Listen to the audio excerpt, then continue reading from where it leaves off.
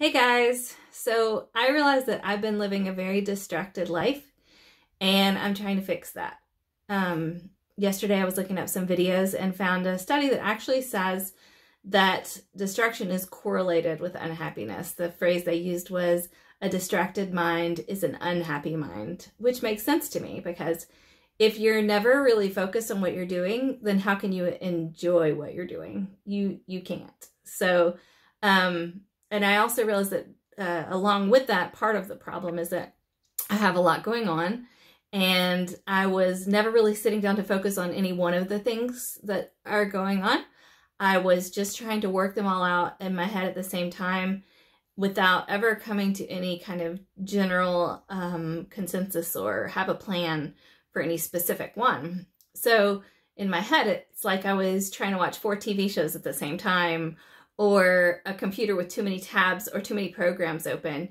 You know, my brain might have the processing power to run all of those programs as long as I don't try to run them all at the same time. So I've been trying to sit down and make a plan that is actionable for each of the things that's on my plate, and just really focus on each of them separately. And none of them are things that can be done in one fell swoop, so it's definitely a process. But if I spend time considering that process individually, then I don't have all that stuff just bouncing around in there and distracting me from the next thing that I need to focus on.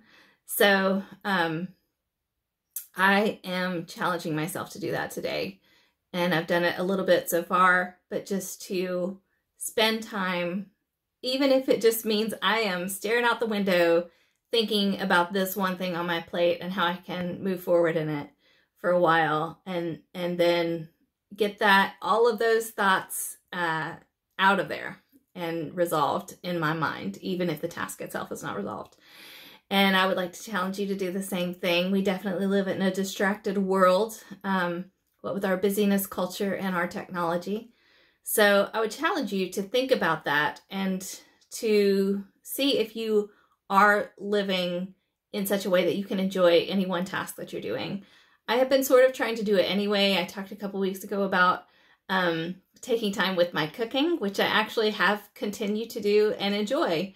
I had been seeing cooking as a menial task to get out of the way for the real stuff. And therefore I was just throwing things in pots and hoping it tasted good and not really enjoying it.